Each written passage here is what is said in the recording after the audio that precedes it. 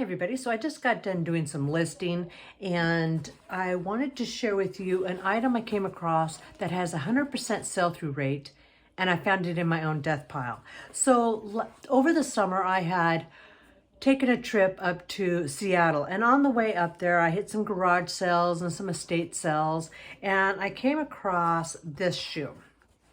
It is a Cush. It looks like a slip-on boat shoe type, very relaxed surfer type. And they had an excellent sell-through rate when I got them in the summertime. And I had put them in my office when we got back from our trip, and I just kept piling more and more stuff on top of it. And I've been listing crazy because of the fourth quarter. I don't know if you guys have, but I've been listing and not doing a whole lot of sourcing.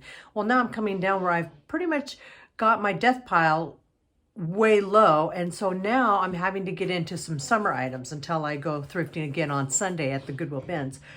But I found these over in my office and I decided to list them. I looked them up again and they are still 100% sell-through rate. So I wanted to share it with you. Some of the numbers that I came across on these. They are, so there's the canvas style, and then there's also this, which is a leather, brown leather style.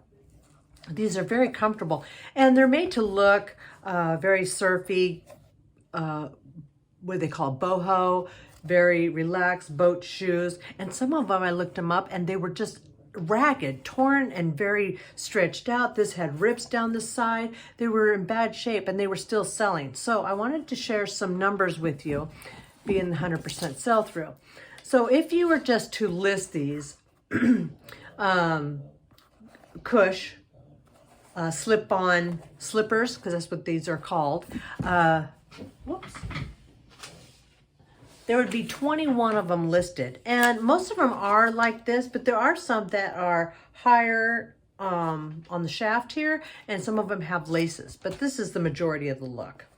And so there'd be 21 listed, and they range anywhere from $20 to $50, $60, give or take, but the majority of them are within that range.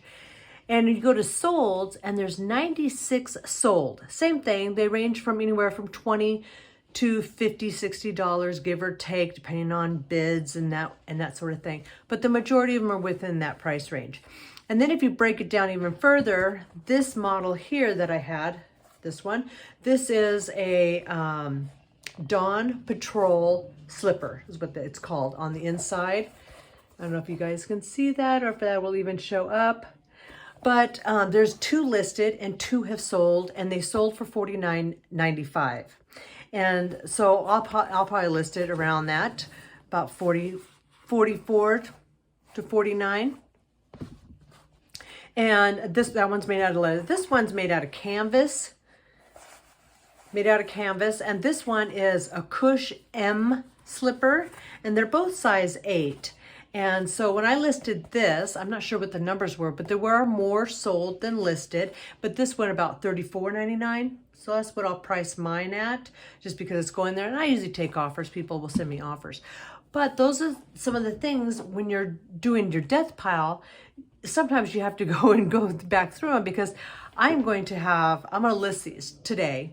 And it's just nice getting some of that stuff out of my death pile, or money pile as people like to say, and having, instead of it just sitting over there. There was a few things that I had already listed and that have already sold, and they've been just sitting over there for, 3 to 4 months, just because of all the yard sales, estate sales I went to during the summertime, just sitting there making no money. And I list them and they sell within the last 2 days.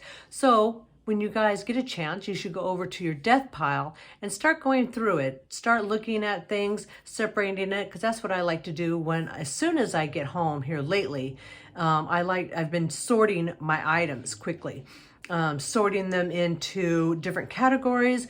Do they have flaws on them? I try to find them when I'm at the thrift store or at the bins or at the garage sale, but it's hard sometimes to see. So I'll bring them, put them underneath my lights here so I can see them closer. It doesn't happen very often. I've gotten a whole lot better at it. But if anything that's torn, ripped, or anything that I can't fix, then I'll put it in a redonate or garbage pile. And then I have a bin for washing. So anything that I think that I can get out by washing it, I'll go ahead and put it in the laundry. And one of the other things I sort for is seasonal items. Right now, I'm trying to get all my fall and winter items up, long sleeve shirts, flannels, and coats.